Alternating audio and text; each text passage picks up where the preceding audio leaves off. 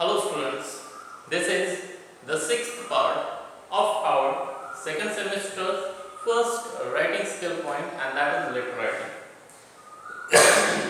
तर विद्यार्थी मित्रांनो, आपण मागच्या भागामध्ये कोटेशनचं लेटर बघितलेलं होतं किंवा कोटेशन जर कोणाकडून मागवायचं असेल तर पत्र कसे लिहायचं. पण जर तुम्हाला प्रश्न आला की कोटेशन पाठवायचं आहे म्हणजे तुम्ही दुसऱ्याला एखादी तुमची जी वस्तू आहे त्या वस्तूची किंमत पाठवत आहात तर मग ते पत्र तुम्ही कसं लिहा. तर त्याचं एक उदाहरण आपण घेऊया. प्रश्न काय आहे,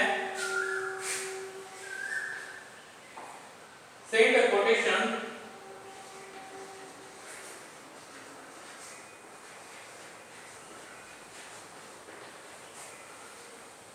in response to the demand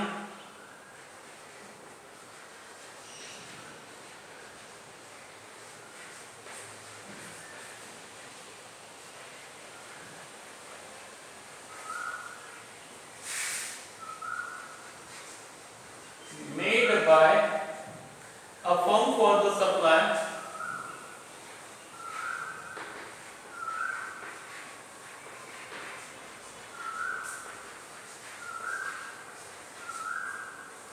of some items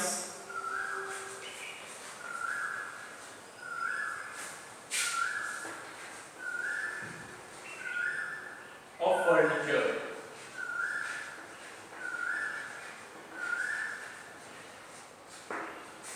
तर प्रश्न असा आहे, सेंड अ कोटेशन म्हणजे कोटेशन पाठवा, किंमत पाठवा in response to the demand, जशी मागणी आहे त्याच्यानुसार, made by a firm, firm म्हणजे कंपनी किंवा एखादं कारखाना किंवा office, made by a firm from the supply for the supply of some items of furniture. तर त्या कंपनीने तुम्हाला फर्निचरच्या काही आयटम सप्लाय करण्याकरता कोटेशन मागवलेलं आहे तर त्यांना कोटेशनचे एक पत्र लिहा. मग उत्तरामध्ये पहिल्यांदा काय करायचं, राईट साइडला सर्वात वरती कोपऱ्यामध्ये आपलं नाव आणि पत्ता, कंपनीचं नाव आणि पत्ता लिहायचा असते. आता इथं आपल्याला नाव लिहायची गरज नाही, आपण लिहू द सेल्स मॅनेजर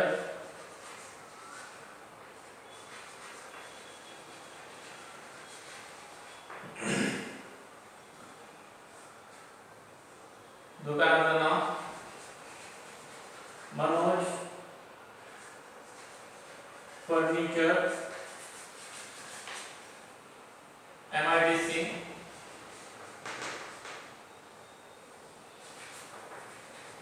अमरावती 444614. त्याची खाली डेट, ज्या तारखेला आपण पत्र लिहितो ती टाकून द्यायची 11/7/2021. कोणत्याही डेटचा फॉर्म्युला आपण लिहू शकतो. नंतर ज्या ओळीवर आपण डेट लिहिली ती ओळ सोडून द्यायची, त्याच्या खालच्या ओळीवर लेफ्ट साइडला TO2 लिहून कॉमा द्यायचा आणि ज्याला कोणाला पत्र लिहायचं आहे त्याचा पत्ता इथे लिहायचा. मग आपण इथे लिहू परचेस ऑफिसरचा, purchase officer Bharat investment company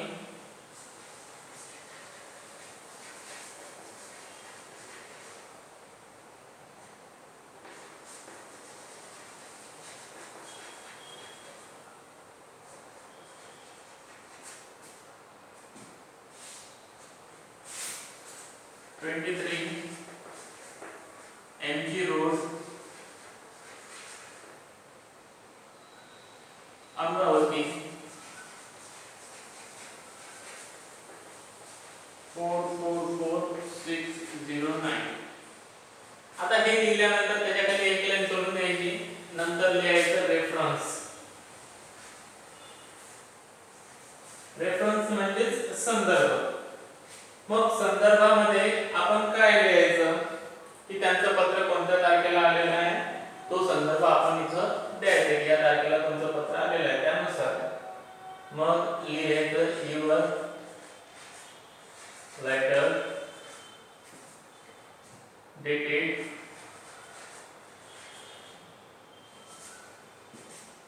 आपण घेऊया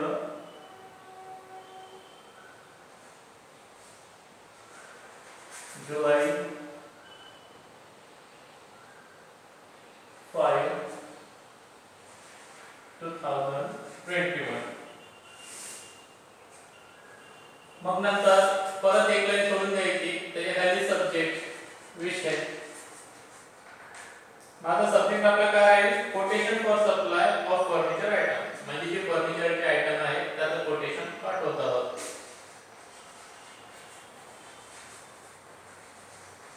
कोटेशन फॉर सप्लाय ऑफ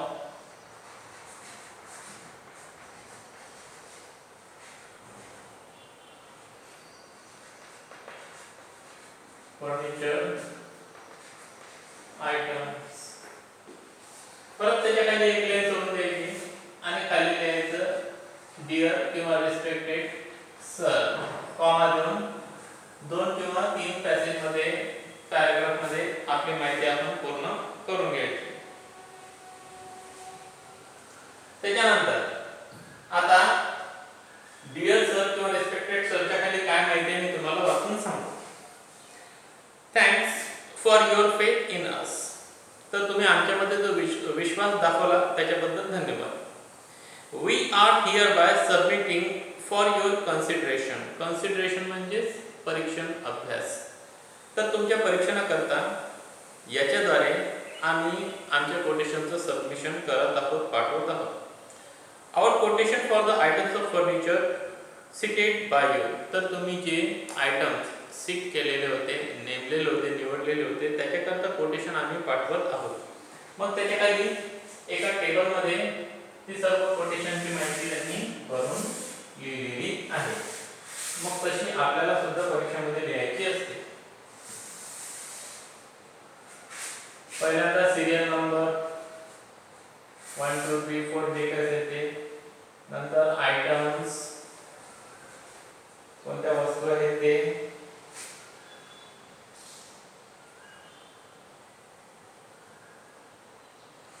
त्यानंतर स्पेसिफिकेशन,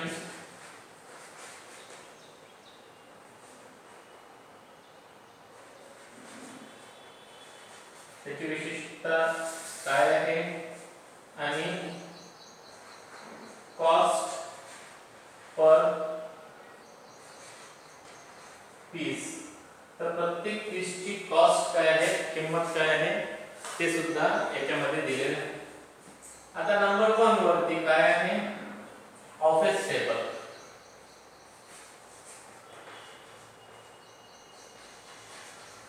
त्याचा कलर आहे ग्रे.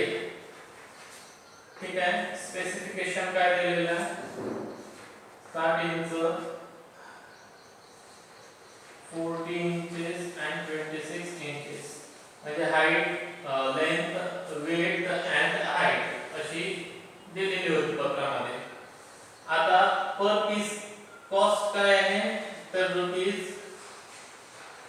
₹4000 पर पीस.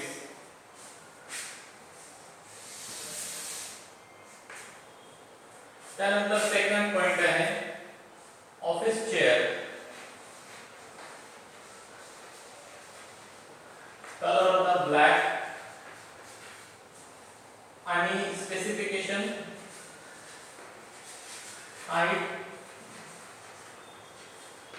ऍडजस्टेबल. आता याची कॉस्ट काय आहे, किंमत काय आहे, तर ₹3500 पर पीस. त्याच्यानंतर तिसरं आहे steel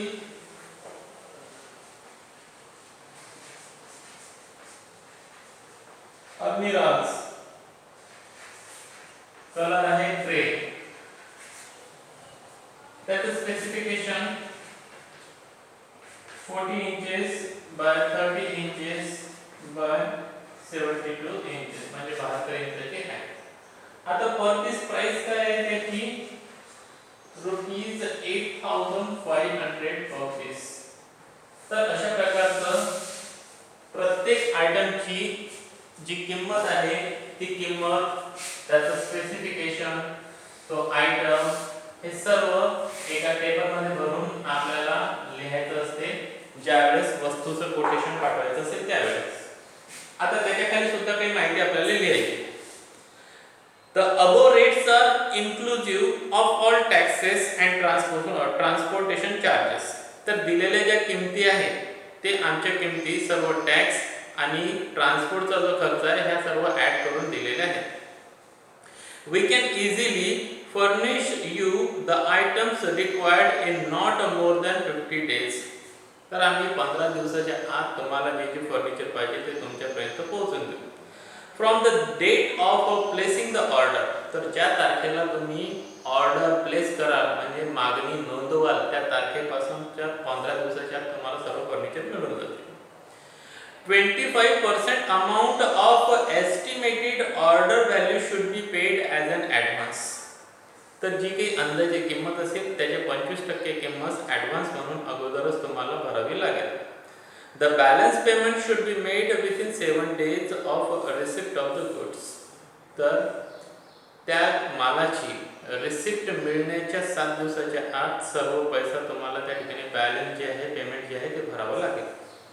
We hope to receive your order soon. आणि आम्हाला इच्छा आहे, अपेक्षा आहे की लवकरच तुमची ऑर्डर आम्हाला मिळेल. शेवटी थँकिंग यू. पत्र संपल्यानंतर थँकिंग यू आणि नंतर 1, 2 किंवा 3 नोटीस म्हणून लिहायचं. युअर्स फेथफुली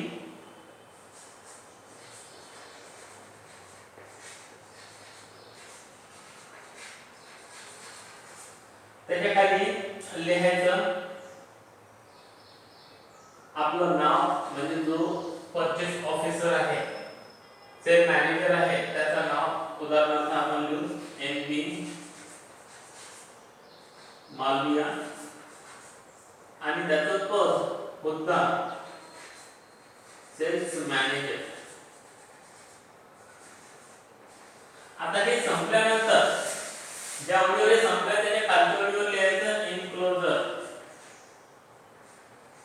आता इनक्लोजर मध्ये काय करायचं, सॉरी इथे इनक्लोजर लिहायची गरज नाहीये, ते दुसऱ्या ह्याच्यामध्ये आहे. तर या ठिकाणी आपलं पत्र असं संपून जाते. जर तुम्हाला कोणाला कोटेशन पाठवायचं असेल म्हणजे वस्तू आयटम यांची किंमत पाठवायची असेल किंवा पाठवा असं पत्रामध्ये जर लिहून आलं तर अशा प्रकारच्या पत्रामध्ये अशा प्रकारच्या फॉर्मॅटमध्ये ते पत्र लिहायचं असतं. So students, in this way this part ends here. We are going to stop here. Have a good day to all of you. Thank you very much.